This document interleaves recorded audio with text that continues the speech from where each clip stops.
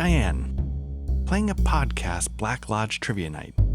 I've never heard so many game aspirations in my life.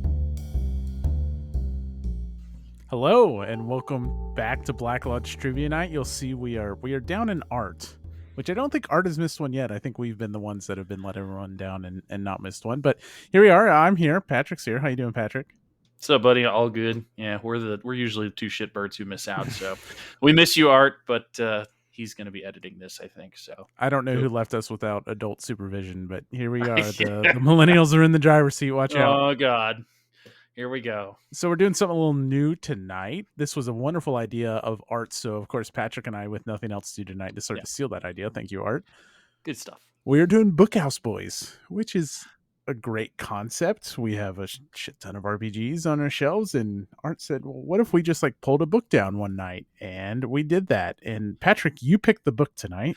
I did. Very excited about it. What'd you pick for this very first episode of Bookhouse Boys? I picked Index Card RPG, which is just, I love small RPGs. So, and this is a really cool looking book.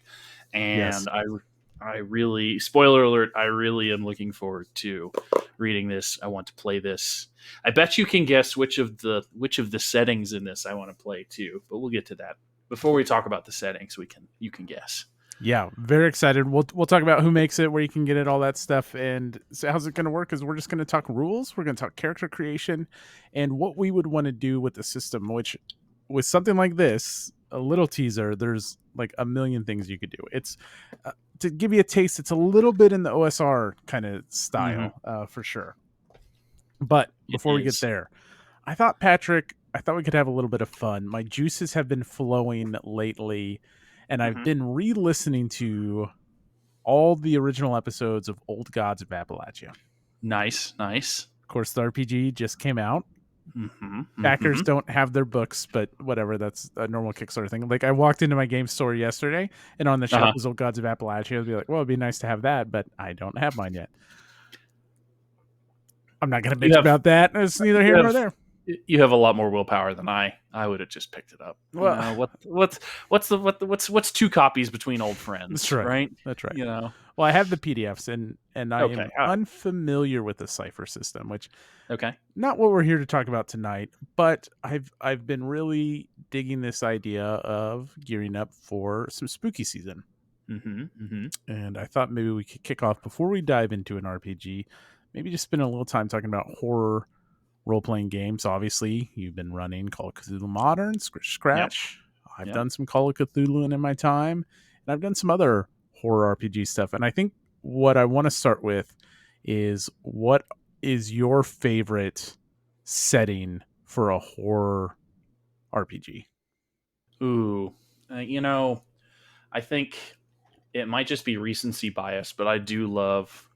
Give me a modern setting, right?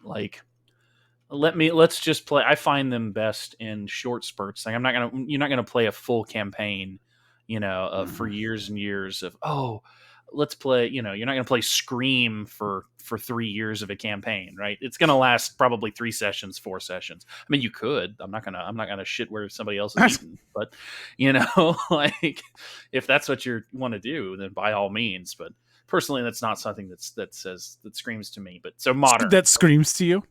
Nice. I agree with you. I think there's exceptions, right? There's vampire. There's all the Worlds of Darkness stuff, which are intended to be horror settings with long campaigns. And I think I agree with you. Obviously, horror really lends itself well to one shots. I'm in like 3 to 4 session. Yeah, just like you. I will say that. And maybe this is where you're headed, but a sweet spot too is like that Van Helsing, Frankenstein. Give me Victorian horror. That's another. They're all good. But I'm such a slut for games. Just give me any of them. My moods change. Sure. I think modern's great. I know at one point you talked about running West Texas University, which if anyone's unfamiliar, it can be modern or 90s or 80s, and that's college co-eds dealing with horror, right? And it's a good time. It's that show that we would probably get sued for saying the name. I don't know. We talk about Twin Peaks all the time. So Buffy. I'm pretty sure we can say show names. Yeah, okay, fair enough. It's free advertising, right? So Sure. yeah, it's basically Buffy the Vampire Slayer, but as an RPG, and it's powered by Savage Worlds, one of my favorite systems. That is sweet. I am in the. I like the 1920s aesthetic. I don't Sure. know if Call of Cthulhu is necessarily my favorite. I love the lore behind. Yeah. I love Eldritch horror and stuff like that. Mm-hmm. If I had to pick one right now, my hot one is really this rural, lower Alabama, Gulf Mm-hmm. Coast, Mm-hmm. or maybe Appalachia, Mm-hmm. where you have, which is a blend of urban legend. And if you're unfamiliar with Old Gods of Appalachia, it's a blend of urban legend and eldritch horror with its own pantheon, right? It's not Cthulhu, but it has strong Cthulhu-esque vibes. And right now I Mm-hmm. just love this vibe. And the best thing I can equate it to is something we were talking about yesterday: is Michael McDowell's horror, Mm-hmm. Mm-hmm. the writer of Beetlejuice. I almost said Frankenstein. That's Mary Yep. Shelley.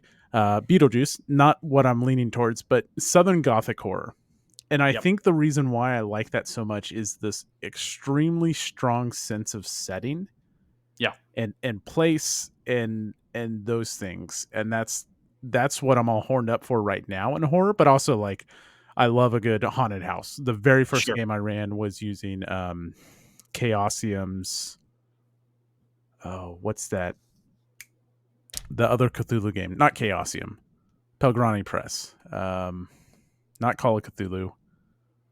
Gumshoe. It's the Gumshoe system. Yeah. And I know what you're talking about. I used their horror book, and I Yeah. did a haunted house set in the Ozarks, Yeah. and that was the very first thing I ever ran, and that was a lot of fun.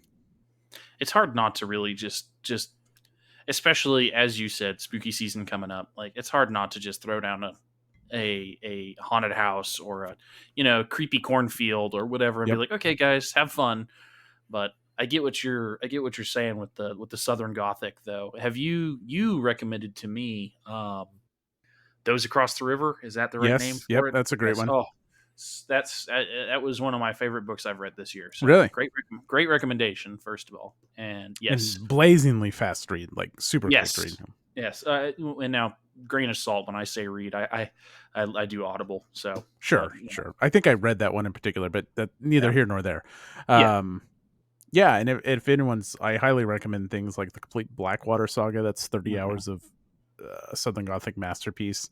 Mm-hmm. At times it's problematic and some of it's right. It's 40 years old, but also at Sure. sometimes like how it portrays women is surprisingly modern for when it was written. It still has its issues. Mm-hmm. The Elementals is just straight up one of my favorite horror books ever. And when we get into the horror stuff that I plan on doing after Pathfinder, I will be heavily borrowing from the Elementals and probably some too from the complete Blackwater saga. But that's so massive. It's how could you not? Yeah. It covers everything. It's awesome. It's awesome. You know, I I'm kicking myself because you said what's my favorite setting, and for a horror book or a horror RPG.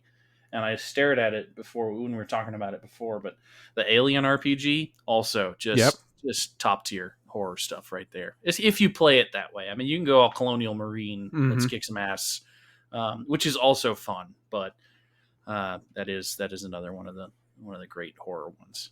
So if you're playing a horror RPG, I know you're Yeah. running one right now, but if someone's like, "Hey, Mm-hmm. we're doing this for spooky season," what do you want the vibe to be? Because like I bounce back and forth. Sometimes I want a very like straight up like I want you to try and scare me, and I know like just how we role play, we cram in as many jokes as we can. That's just our style. Yeah. But what about like is that? I think maybe the answer is a blend of both. But if you were going to say, "Hey, after Call of Cthulhu, I'm going to do a very spooky one shot before I bounce out for a couple months." Yeah. I want that to be like bone chillingly horror scary. That's where I'm at right now. Yeah, I think it depends on me personally. It just depends on what mood. Like I like the I don't know in the setting with an RPG setting, like pen and paper. I don't know if you can be really like bone chillingly spooked. Like there's some body horror stuff, like, spoilers for those who haven't listened to the most recent episode of Scritch Scratch. But when you're walking through the woods and you got the maggots and everything falling on you, like that's creepy as shit. Right. Like it's and I think I caught you guys off guard with it. Like, and it's those kind of mental jump scares, I guess. But I don't know. It's also really hard unless you do a 4 or 5 session thing to build up to some big psychological thriller reveal or whatever. Yeah. But I don't know. That's why I like, give me a slasher film in RPG setting, right? Like that's the kind of thing.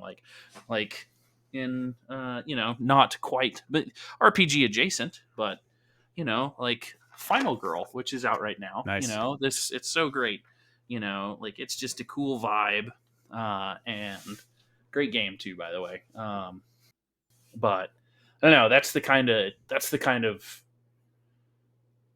way I would do a horror thing. If I was going to do more horror stuff or a horror one shot, that's how I would do it. Okay, I dig it. Yeah, I want to splash around in everything. It's just like particularly right now, I'd want more of the serious bones, but like I would love to be at Camp Murder or whatever, you name it. I would love, again, going back to a haunted house. I would love to do Hellboy. I would love to do, list 10 different things I would love to play around in all those tropes. And as we move into fall, and we start stocking up on pumpkin spice and all the good stuff, like it's hard not to think about spooky things. And so I think what I have planned is when you step away with your new daddy duties, I'm gonna start down the horror, and I don't want to reveal too much of my hand. I have some big ambitious plans, but the very first thing I want to do is I want to give your and our characters their own individual one-on-one episodes. So we'll introduce your character when you're ready, and then it'll be a self-contained, and it'll be a true one-shot. And it may not even be a full hour, but an introduction to your character and some kind of hook for the ongoing adventure. Because as much as I'm excited to run Old Gods of Appalachia, I'm finding it hard to like craft a scenario and not be in the podcast. But anyways, anything else you want to mention about horror or anything like that? No, I mean, I think you hit the nail on the head. It's just we want to play in too many ponds right now, and I think that may be part of what we talk about next week too. But it's but yeah, too many ponds, too many good stories to tell. So. Well, speaking of too many ponds, you picked a great one here. We're talking about Index Card RPG. I think we both have the Master Edition. Modifius prints it, but it's published and made by Runehammer. Which, have you ever seen the main Runehammer guy? He would eat us for lunch. Like, he's jacked. I haven't. Rather quite impressive. I haven't, but you saying that, and I've never noticed on the back of the cover, it does say printed in Lithuania. So I'm imagining some Norse god, basically. It checks out. So that's accurate. Yeah. So Index Card RPG, before we dive into the rules, my big takeaway from it, and then I want you to give me yours, is Index Card RPG is not, it's a system, but it's not so much a system as Pathfinder is. If you were to talk about great stables of wrestling, Index Card RPG would be the NWO. Okay. So they're coming in, they're fucking shit up. They're the bad boys of RPG, right? Like, this is how you did RPG in before. This is how you're going to do RPG now. Throw everything you know out the window. You don't know who we are. No, you know who we are, but you don't know why we're here. Okay, that's exactly what's going on here. It's an outsider, and it's mixing things up, and it's a system, but it's also a way of thinking about how you run and how you approach RPGs. Yeah, I'd agree with that. I think I like that it's, and I've said this a couple of times, I like that it gets out of its own way, right? I like that it doesn't, it says you don't need 10 million skills. You don't need, I love that. I'm running Call of Cthulhu. Give me 6 pages and an appendix for skills, right? But at the same time, write it on a damn index card, and there you go. You're just gonna have a good time and try and beat target numbers. Like, it's nothing crazy, nothing world ending. I do like some of the nuances when you get into the system, though. So Yeah, before we get into those, what I think is cool, and I think you'll either love or hate this, is it's ambiguous, and I think that's true of a lot of OSR, old school revival, old school Renaissance RPGs. Is it's this very rules light system that allows for simple but rewarding gameplay, but I just think there's going to be, when we do finally play this, and I bet we will play this game. I have no doubt. At some point. It's ambiguous in spots. It will inevitably become ambiguous because, here's the book, but like the first 30 pages are the rules and everything else is like included settings and charts in a GM's guide, which is fine. I mean, that's the whole thing we talked about when we talked about rules light stuff. Is it's ambiguous and it's open to interpretation. I think that gives you a lot of cool potential. So, Patrick, tell us about what like the basic mechanics of this game are. Like, what kind of die are we using? Sure. What's the deal with index card RPG?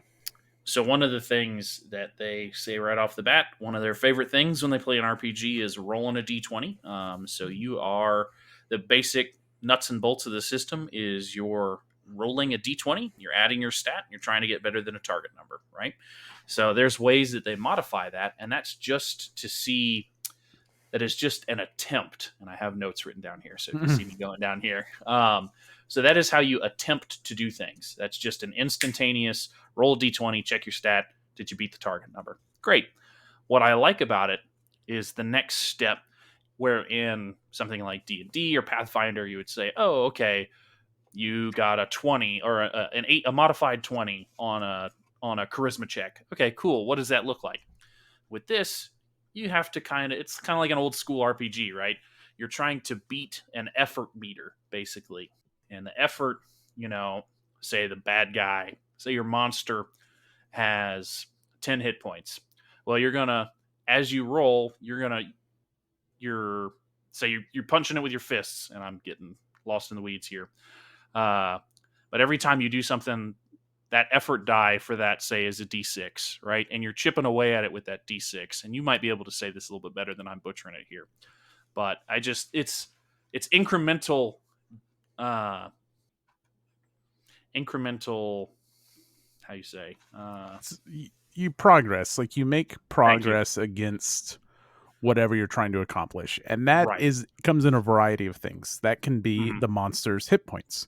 That can be picking a lock. That can be hacking into a computer, whatever. And it's always represented by a heart, which is a throwback to things like The Legend of Zelda, or, you pick a game that has hearts from like the 8-bit or 16-bit era. It doesn't matter. It very much borrows from video games. And one heart is equal to 10 hit points or 10 effort points.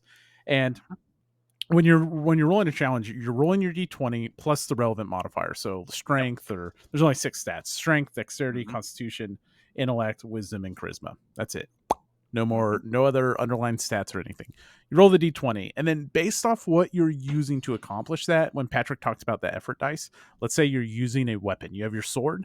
You roll that d20 plus a d8, and that d8 is going to use 10 of the little hearts for however many efforts you need to complete. So if they have 1 heart, you need to eventually roll 10 worth of points on your d8. And if you're doing something barehanded, that's that's a D4 maybe. If you have a tool, that's a D6. You can get all the way up to a D12 for the ultimate. If you crit, you can ultimate and you roll a D12.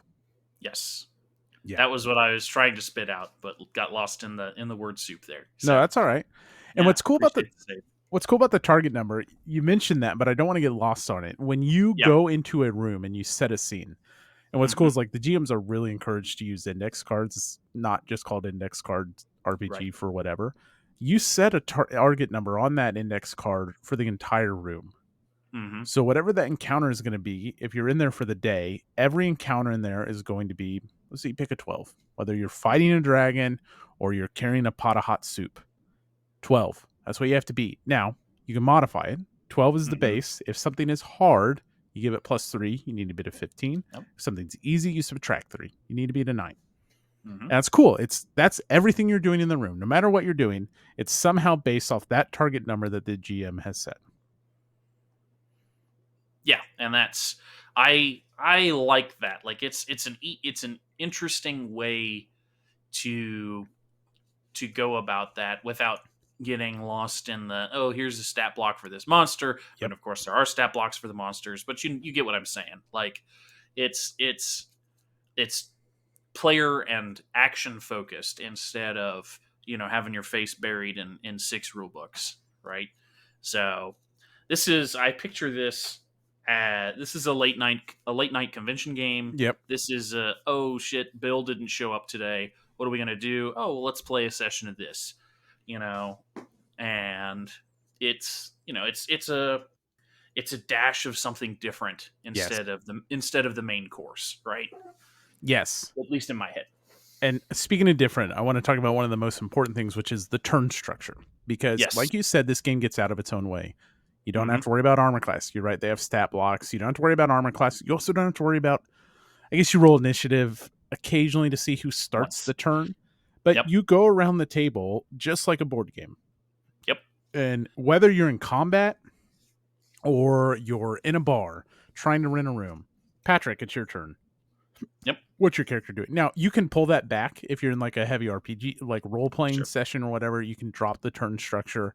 But for the most part, you're encouraged to use this turn structure, which is great for lots of different reasons. For us, we have 3 people. It's easy for the 3 of us to be in the limelight. Let's say you go to your game store, you're playing with 5 new people that don't know each other. You're very easily able to put the spotlight on all these new people. Patrick, it's your turn. Art, it's your turn. Matt, it's your turn. Yeah. And you go around the table with that turn structure. It's different, and I think it's uncomfortable than what we're used to, but it seems like it has a lot of potential.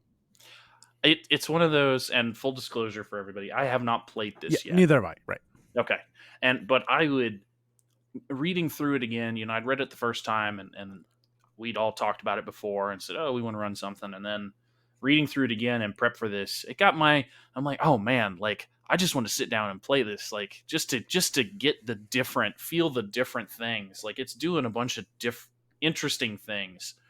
I mean, because right now the RPGs that I'm in with Black Lodge Trivia and other stuff, I'm playing a bunch of really heavy stuff. Mm-hmm. I'm playing Call of Cthulhu. I'm playing RuneQuest. I think I've got a couple of Savage World games. Those aren't very heavy, but reading this is like, oh man, like that sounds really nice to just sit down and crank something out. I'm gonna go punch a monster and be done, right? So, but that's where I'm at. Yeah, no, I love it, and I think that gets to this is not so much a system as much as it is a guide to how to play and run role playing games. Because there's a lot of stuff just to extract from here. If you read through this and you hear us talk, like, well, that's not for me. There's still a lot of great advice and things you can extract. Okay, turn order doesn't always have to be a convoluted, and you get the system now. It's not like it's impossible to do turn order, but you can learn to don't get tripped over the system. Just keep things moving. It talks about how to plan for a session, which is something I always get. Like I always think big, massive picture, and it's hard for me to narrow it doing to this is what we're doing the session. It's got advice for that. Yep. It talks about why you even want to use index cards, how that helps you plan. So there's just a lot of good advice for GMs and players, and that's kind of what I mean. This is like we've covered the rules. We've covered basically all the rules. We'll talk about like character progression stuff because that's interesting, but it's just a wealth of knowledge and like you have said, a breath of fresh air. Can I drive us with that in mind, and just unless there's anything else we want to talk about on the basic nuts and bolts of the game, on one of my favorite things that I actually I was skimming through stuff, but I actually stopped, went back and reread the section again, was the encounter architecture. A couple of pages. Like, this is awesome. Like it's a GM's guide to, hey, here are the different types of ways that you can present challenges to your players. And I'm like, that's awesome. And here, and different target numbers that you should associate with it. And again, it says, oh, these are a guide, ruin these if you want to, break the rules. That's what they're there for. But I just, thinking about, you could just run through all of these, 10 or 15 that they've got, and you've got a pretty fun little, maybe 2-session thing. But I really liked that whole, here's what we can do, here's how you can build this instead of going to Don Juan's, which I still think exists, dungeon generator, shit, I got to fill up 10 minutes of space here at the end. Let's go find a random room to build. You can just flip to this and be like, oh, okay, yeah, we're going to do a Tangle room for this. And that's what we're going to do. I just need to, instead of the pre-programmed adventure has us going through a hallway right now. Well, that's kind of boring. Let's do one of these things. Yep. So, which I dig. Yeah, I know. I did it too. The GM guide section was I pulled a lot out of awesome. it. And again, it's not super long. Most of this book is different settings and random charts and stuff. Yep.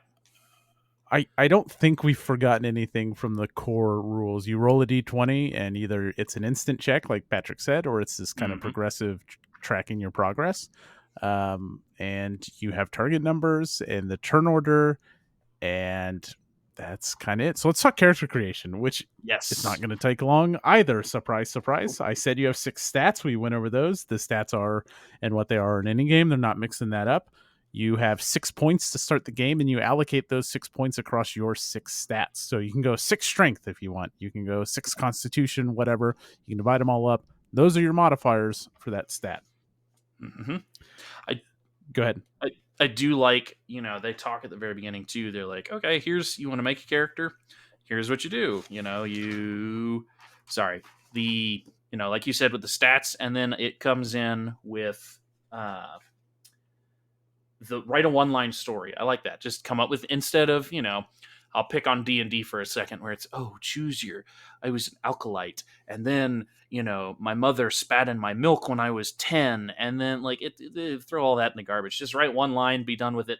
And let's rock and roll. Again, breath of fresh air, harping on that. Yep. But I do like that, After you write your one-line story, you pick your life form first, which I can't wait to talk about some of the life forms. Oh, they're so good. They are fantastic. You choose your kind of archetype, like if you're going to be a warrior, because then that's, with how the book is presented, it'd be real easy to come up with your own and tweak these. Yeah. Let's just say you pick a gunner. That's going to give you one starting ability, one specific gunner type of loot, and then just also some like milestones you can unlock. So you pick that, then you write your story, then you pick your core stats. Then you pick out some boosts for your effort, where I talked about like you can boost your D8, which is tied to your weapons. You can boost your ultimate, which like if you crit, you get a +1 on your D12s. And so you pick some of those. And then you kind of go through just the mechanical bits of, you have 1 heart to start, which is 10 hit points. And then you have a hero coin, which is just awarded for awesome role playing, and that allows you to do cool stuff. Am I forgetting anything else from character creation? I mean, I think you get 1 piece of equipment, or maybe 2, something very, very blasé like that. Yeah, something tied to your type. Right. And then if you're playing like the superpower thing, no, you get 1 tied to your class, and then you get 4 generic pieces of equipment. And equipment is super important in this game, because now that you're done with that, as you play this game, you will progress and earn progression points for doing certain things. And like if you finish a room, if you kill a boss, then like you get a level 1 progression.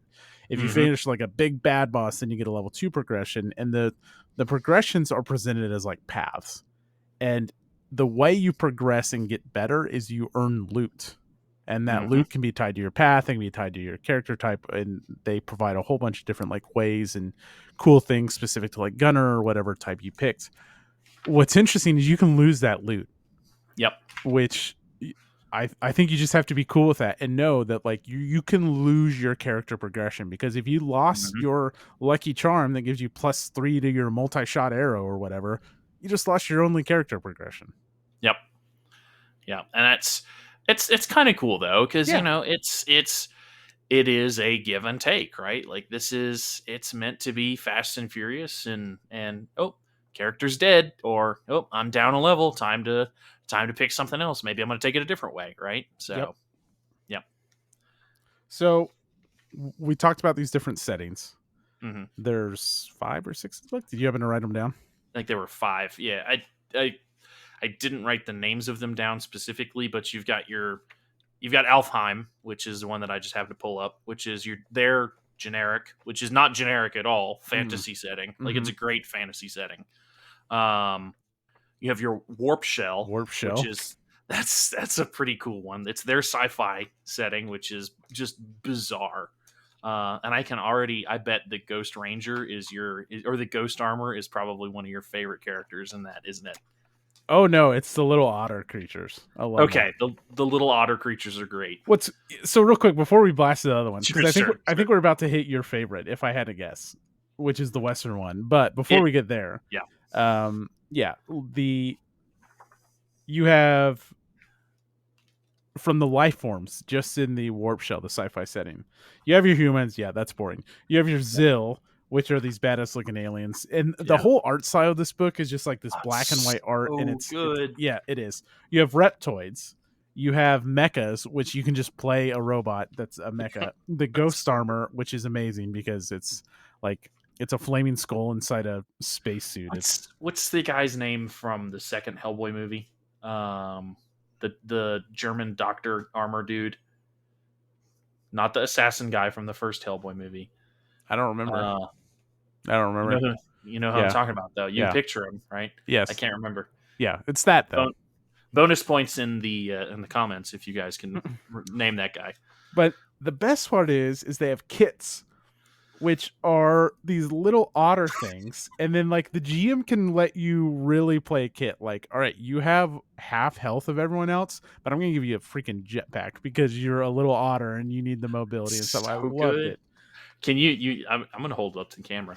Let's see. I mean, just look at those guys. Look at those guys. They're so cute. It's amazing. Yeah, I would so gladly play a kit. And so after you pick your kit, like you can be a pilot, a gunner, a mechanic, a navigator. I'm just looking through these scientists, an echo. Then you get all the loot, and then you have loot for each of those types. And then what's great about the types, if you're like, well, none of those speak to me.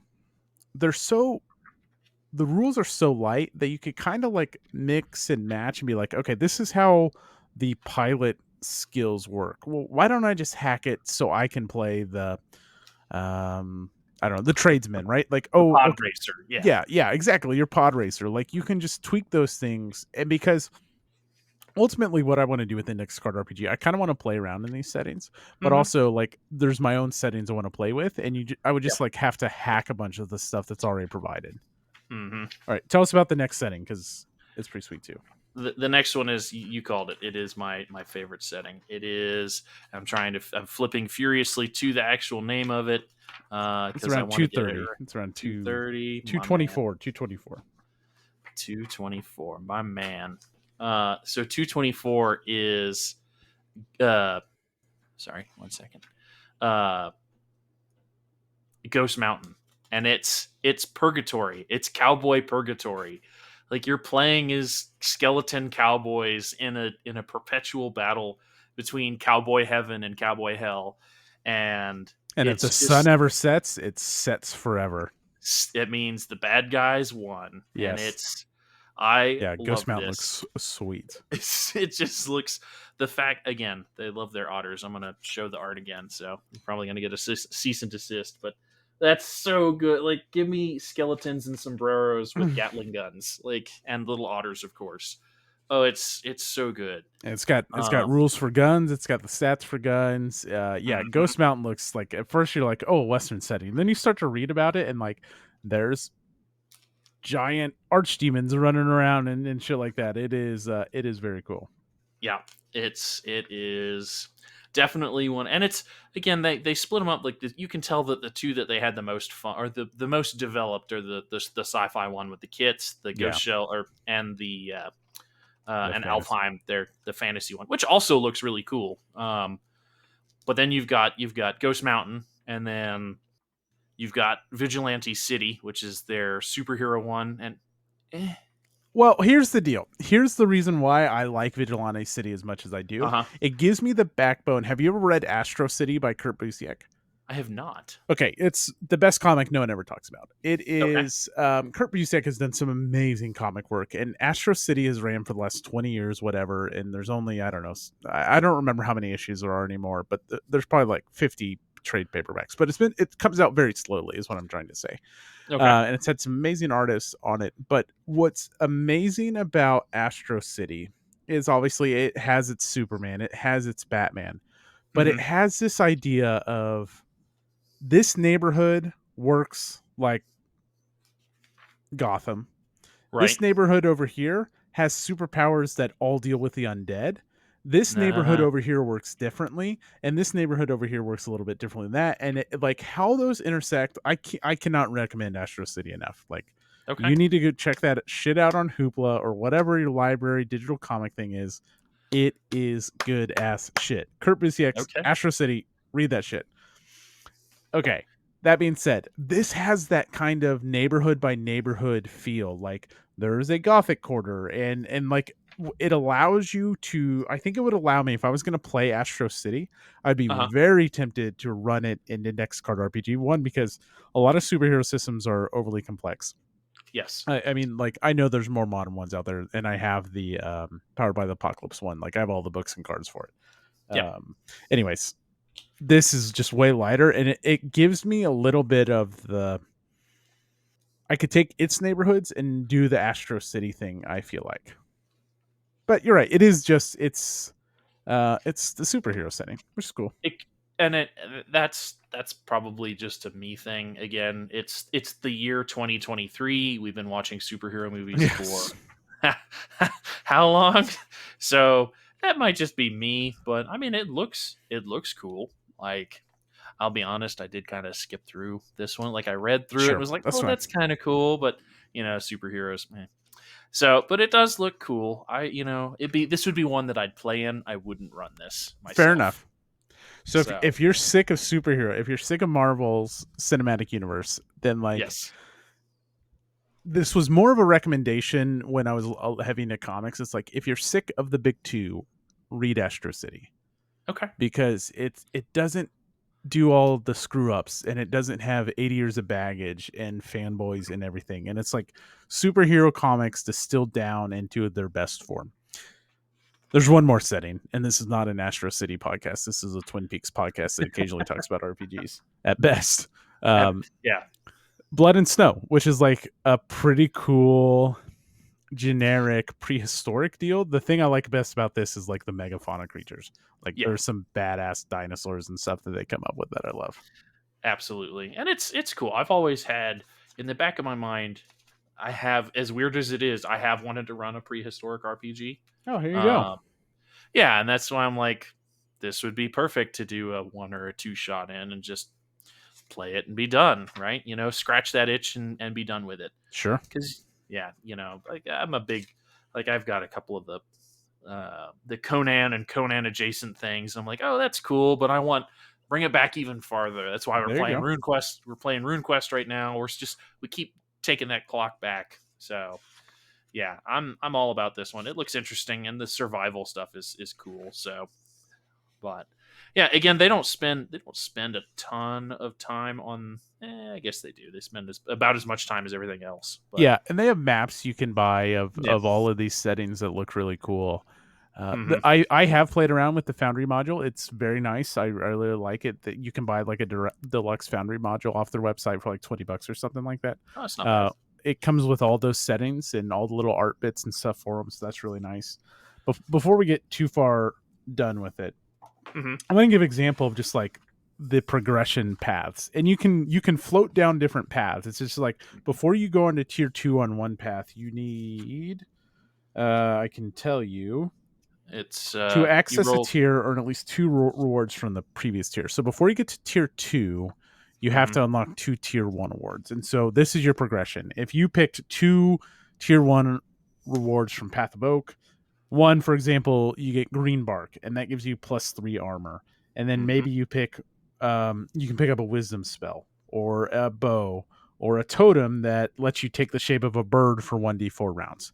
Those are all great. The problem is like, then what I said is you can lose them because they're items. They're always items, and you can equip 10 items and carry 10 other items. And to get something's effect, you have to have it equipped. I just wanted to like kind of point out, like, this is the kind of stuff you're picking up and like how it kind of plays with your character and how you're limited.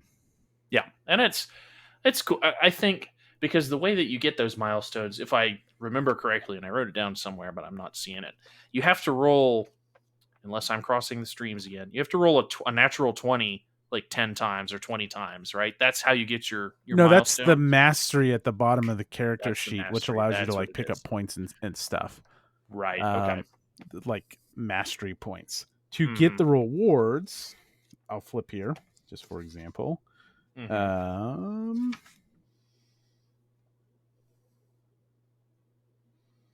It's somewhere in there, and usually it's like, from what I remember, I was going to look at the specifics. It is for a tier 1, you have to accomplish like something in the game, and then for a tier 2, it's a level above that, and tier 3 and tier 4. So they're kind of like, it's kind of like based off of, you kill the monster, you get 50 experience, and you find a sword on them.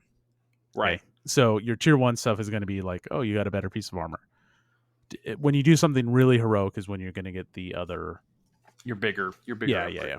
And it's explained somewhere, I don't remember where in the book. Maybe the GM's guide, but yeah, I'm trying to just grab it here. Oh, here it is. 75. Oh, good. Tier 1. Once or give a tier 1 reward once or twice per session. Okay, cool. A decisive win against lopsided odds, clutch move to help the group, meeting a mentor or master, or receive a boon. Okay, so just basic hero shit is a tier 1. Do 2 of those. Tier 2 is defeat a known enemy one-on-one. Take time to study with a master of your path, or exposure to powerful arcane forces. Okay, so it's basically, your tier 1 stuff is your level 1 to 3 in D&D terms. Tier 2, yeah. Tier 3, a heroic errand for a local lord, a blessing from an immortal, stuff that happens at like level 10 and 12 and 15, and then uncover a mythic relic or artifact from beyond Earth. URTH. Trademark. Yeah, that's your tier 4 stuff. So cool. Yeah, let's talk about the milestone abilities real quick, because those are permanent upgrades. Yes. I was wrong about those. So if you roll 10 natural 20s, you get a mastery ability in your type. So just for example, I don't know, what's your favorite like type from the are you a hunter, a warrior, a cleric, a wizard? What would you pick? Or a priest, a mage? Let's do cleric. I'm a big cleric guy, so bard. That would be priest. Okay, let's do priest. Okay, that makes sense. All right, so your mastery skills, you can place if you roll 10 20s over the course of the game, and you can restart, so you can get as many as you want. You can become a monk, extend your touch, presence, and perceptive self up to far range. We didn't talk about the ranges. There's only 3 ranges. Right next to them, near, and far.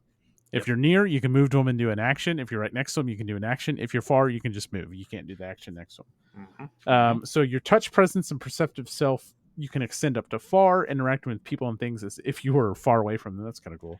That is cool. Healer, to be within close range of you. Truly evil creatures must roll Constitution or take magic and be pushed away. That's pretty cool. Elemental, place any one wisdom spell you know into stone or stick by rolling to cast. Anyone can use a spell by destroying the object. That's amazing. So like you can give your fighter like some badass spell. And there's some, I was looking at some of the mage stuff. They can memorize spells, and normally a spell counts against your inventory. There's some classes that can kind of break that rule, which is cool. Yeah. So those are like the higher level things you can unlock under your skill types by rolling a bunch of 20s and stuff. And then there's basic abilities, and those you won't lose. Right. Yeah. It's all, you say it like it just makes sense in my head. Like it makes sense. It's cool. I'm curious. It sounds amazing, and it gets me very excited, and there's lots of things I'm going to borrow from it moving forward. I'm skeptical of some of the things. The target number for a room sounds amazing, but how is that? I don't know. How does the turn order, like when... I think that's just a balance thing. I think if I was going to do the turn order thing, if I'm going into combat, I'm going to follow the rules. I'm going to do turn order around the table. Turn order all the time going around the table, I just don't know if I'm going to do that, because sometimes when you're role playing, like you can just have a feeling for the room, and you know when to call on some people and not call on other people, and so which is fine. I mean, that this game encourages you to be flexible, so you don't always have to do the turn structure. Yeah, I think those RP moments and everything, they tend to have just a natural ebb and flow, right? I don't think. I mean, even in other games where there's a set turn order, we bend and break those rules all the time. Of course. It's only the combat where it gets all kind of stuck in, right? So, and I think, on the opposite end, specifically for the combat, if I like this where it's just okay, round the table, as opposed to something like we played RuneQuest last night, which is why it's on the mind. Have you played RuneQuest at all? No. Okay. It's like every weapon and your character have like a strike rating, and it's like 1 to 30 or something like that. So, and every action you do modifies you up and down. So it's just this super granular, like, oh, you want to block with your shield, you're at strike rating 8. But if you want to parry with your sword instead, it's a strike rating 6. So you'll go before that. And it's just like, oh my God, like can I just hit the guy with my sword? Like, and we've just lost our 2 subscribers that are big on RuneQuest. But, it's just like, just, I don't know. I don't want to get into the nitty gritty like that. That's too far for me. But yeah, I think this is a counterpoint to those. It's a counterpoint to Pathfinder. It's a counterpoint to 5e, which is great. It's not something I'll tell you before we dive into like what we would want to do with this. Yeah. And I want to know your thoughts too. Mm-hmm. It's not my Pathfinder replacement, meaning that if we're doing Trouble under Otari, and that's going to take, I don't know what, 5 sessions, whatever. Yeah.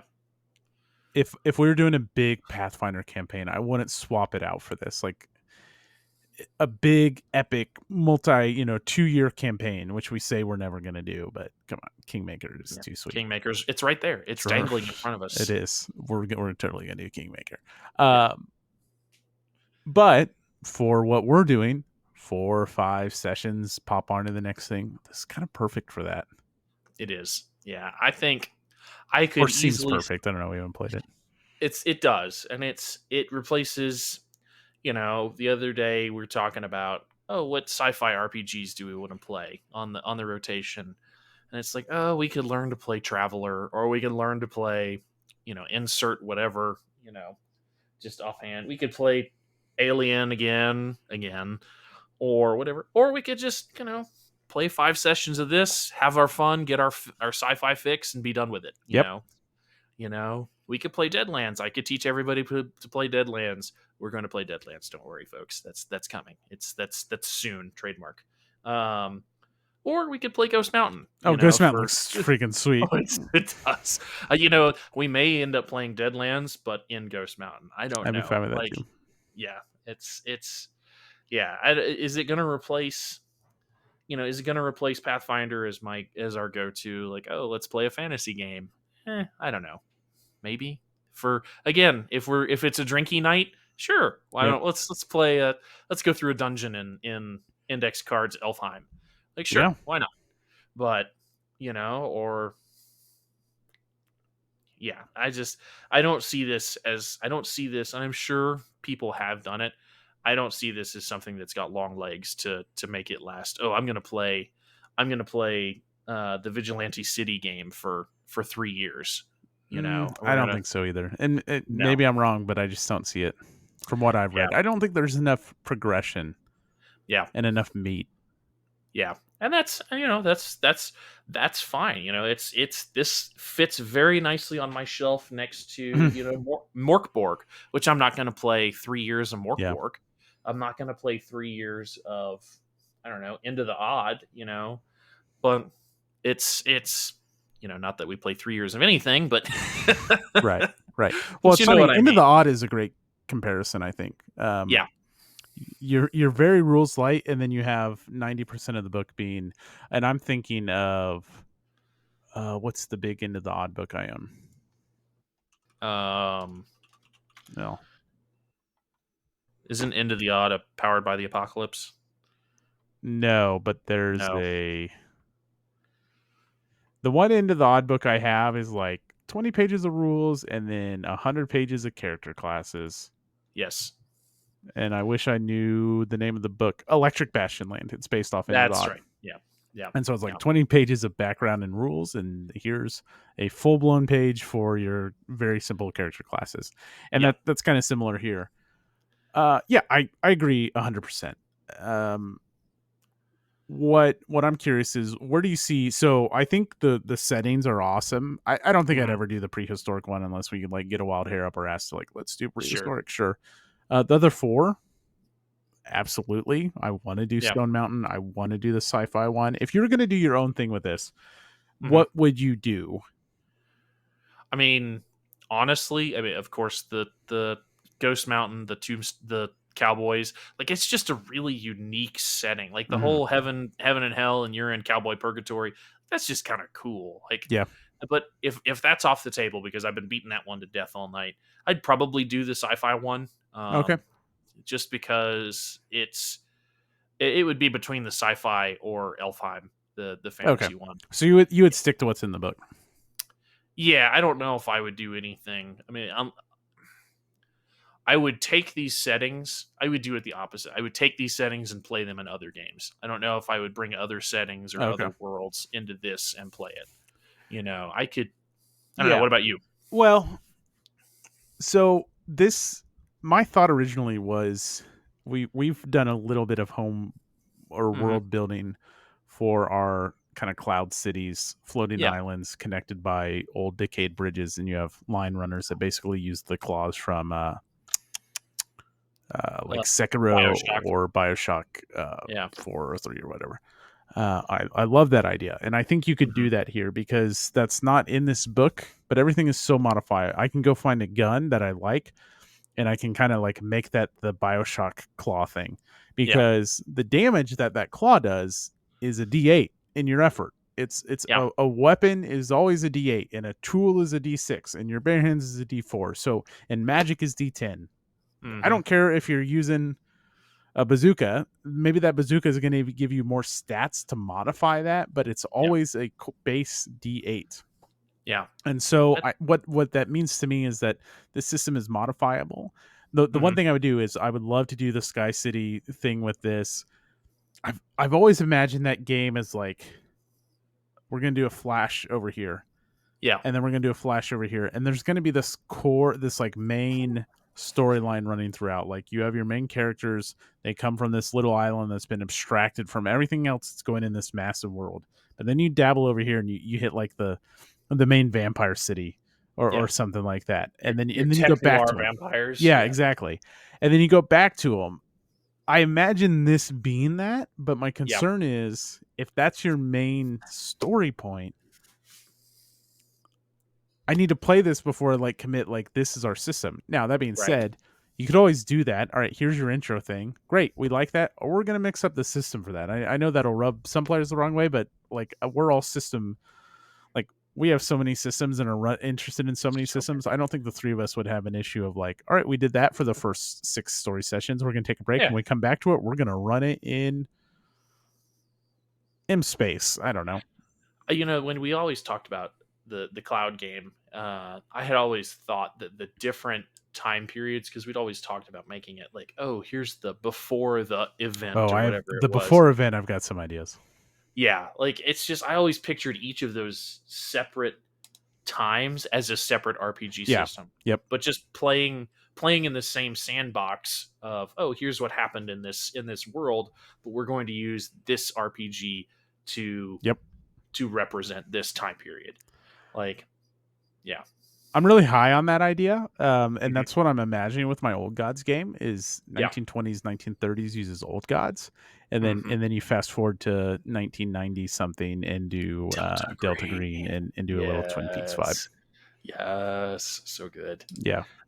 See, but you and I, we're so, and the Art's not here to defend himself. So you and I are like, oh yeah, we'll use this RPG for that out of the box, or we'll do a little bit of splicing here and there. Art, meanwhile, folks, we can't tell you how much work he's putting in for this, for his British spy game that he's doing. I don't even know what it is. It's just going to be Art's RPG. He's got a binder somewhere that has in crayon Art's RPG, and it's just clippings. Like it looks like a ransom note. He's just taking individual words from all of the books on his shelf. Yeah, it's going to be great. We dabble. We borrow one or two things, and Art's over here just like crafting. Yeah, he's really Frankenstein something together that he's put so much thought into that that's going to be pretty sweet when that finally hits there. I can't wait for us to either solve the mystery in the first adventure or die in the first session. Yeah. And it's just going to be like, all right, great work, guys. That would be the most So, art-ass thing of all the art-ass things that have ever happened. It really would. Like, guys, I put 6 months worth of effort into crafting this story. Oh, well, Colonel Mustard did it in the library Exactly. with the wrench. Like, oh, god damn it. Yeah. Yeah. I think he would quit the show at that point. He'd be like, no, I'm done. Thanks, guys. Love it. So good. All right. Anything else you want to add about Index Card RPG, Patrick? I don't think that I do. Like, it's really cool. The art's great. It looks like it's Sharpies written on index cards. That's the whole shtick art style. It's great. It's wonderful. And it's like not I think I got mine off Amazon for 20 something bucks.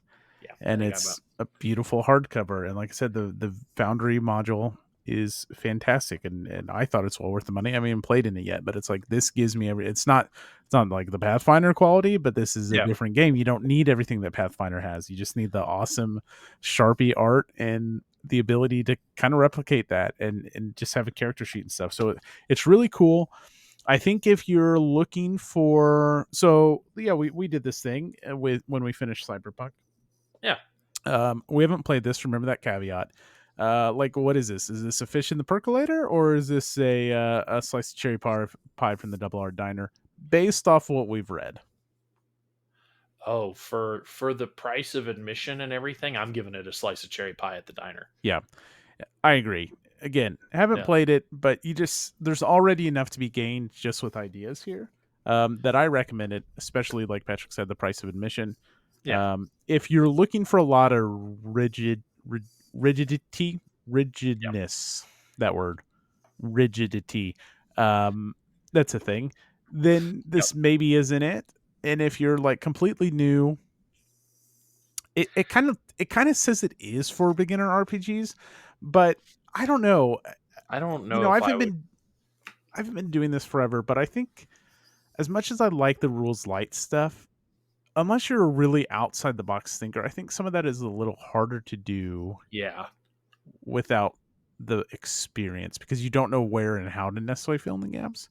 That being said, I think you'd still be fine. Yeah, it's a slice of cherry pie. I think there's a happy place rules wise. I wouldn't hand somebody GURPS and say, here's your first RPG, have at it, kid. But I would hand somebody Savage Worlds or D&D or Pathfinder and say, Pathfinder might be a little on the edge there. Yeah, it is. But I'd hand them D&D, I'd hand them Savage Worlds and say, all right, you got this. The metric I use is can five college guys or gals sitting around a dorm room who found this at a local coffee shop or a local comic book shop figure out how to do it in one afternoon. Like, yeah, that's yes, they could. Yeah. So yeah, I agree. So there it is, folks. Index Card RPG, and first episode of Bookhouse Boys in the bag. Anything else you want to add, Patrick? No, I'm really looking forward to the gamer ADD is coming on hard. We need to. I don't want to hurry up Call of Cthulhu, but like at the same time, I need to see some Swedish machine guns in Art's game. Finnish machine guns. I'm sorry. Finnish. I'm sorry. Yep, that's important. Finnish machine guns, and I need to get some cowboys in. Like, yes, there's too much. We need more Thursdays in every week. I need like 2 or 3 decades off. To play. Yeah, let's just retire. Did you win Mega Millions? I didn't, but what we really need is we just need Art to survive until our retirement.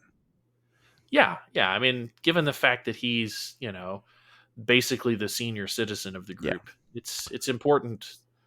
We'll be spoon feeding him, and he can run us through his game. Maybe we'll start like I like I like the wrestling polls. Maybe we start start doing DDP yoga before every session, and like we'll pretend like there's some reason behind it. Like, no, Art, this is to get in character, but really it's our selfish motivations to like keep Art alive. Yes. So it's like, yeah, no, you trust me. You need to do this. It's to get the character juices flowing. Yeah. And then like maybe absolutely. we can talk to his family. It's like, okay, after we do our stretches, please bring his beet juice in and men's multivitamin. His fish oil and fish oil, and please make sure he's doing his Sudokus in the morning to keep that brain sharp. It's important, and not the 4x4 Sudokus. Yeah. He needs to be doing he needs the math one. He needs the math one. Yeah, no, he. Oh, it's so good. And we're gonna lose our one sponsor that we have. He's not here to do his Justice Tea. His Justice Tea moment. So. Well, I was slipping in Historic Fest casually all night in my Historic what is that? Could you tell me about that? Oh yeah, Historic Fest is the hottest historical board game convention in the greater Kansas City metro. Wow. How much does a ticket cost? What do you get with a ticket? Oh my Atlanta, do you get it all? You get $65 of admission. You get 4 days of gaming. You get breakfast on Friday and Saturday. You get snacks on Friday and Saturday. This year we had corn dogs and pretzels and yogurt and funnel cake straws and fruit. What? Yeah, and then breakfast was protein and potatoes and eggs and all kinds. I guess eggs are protein. And everyone who came to our convention went home with a free game. What? If you were early registered, you got this, and I mean outstanding Stein, but you'll have to wait until next fall, folks, for that one. Man, I really wish I could hear about more of this somewhere. Yeah, you could. You could go check out History on the Table. I will say 2 years ago, I ran the Alien RPG at Historic Fest, and I had been taking advantage of the open bar that we had that year. Everyone got I guess it wasn't strictly open, but everyone got 2 drink tickets, whatever. Sure. I took advantage of those. And by the time Alien rolled around, I was rip-roaring and ready to go. Did you, and we'll veer back onto Twin Peaks topics here. And we don't have trivia tonight. It's very disappointing. So never mind. I'll submit a listener question to History on the Table podcast through the Patreon there. And thanks for doing our marketing work, Patrick. You're the best. I am the secretary, so right. No, you're office administrator. Well, okay. You got a promotion. Oh, that's so sweet. You also have to keep us topped up on snacks and stuff like that. Okay, all right. Corn dogs for everybody. Yeah, so good. All right, man. I think as far as whatever the hell we're doing here for this podcast is concerned, I think I am good. I had something that I had another RPG that I was looking at, but I don't know. I can't remember what it was. There's too many games, too little time. Well, folks, that's going to do it for us tonight, but we will be back, the 3 of us, next week. I believe we've settled on that we're back for a Damn Fine Coffee episode. Yep. We might pivot. We were like, well, should we do Call of Cthulhu? Whatever. We'll be back. You can look for us next week in all 3 of us glorious form doing whatever we're doing. In the meantime, go over to youtube.com if you're not already there. Do the whole like and subscribe thing. Or if you're listening to us in podcast form, go ahead and subscribe to us on YouTube. We're on Twitter. I got a Blue Sky invite today. Wow, so at some point we'll be on Blue Sky, I guess. I don't know. It looks exactly like Twitter. I get there's a few other things I'm able to do, but we're over on Twiddle, which isn't even Twitter anymore. We're on X now. X is gonna give it to you. So head over to Zitter and give us a follow. I think it's Black Lodge RPG over there. Whatever, you do the thing. And you can find us there. You can find us on our YouTube. Whatever works for you. Yep. Sounds good. All right. Good night, everyone. See you, fellas and ladies and everybody.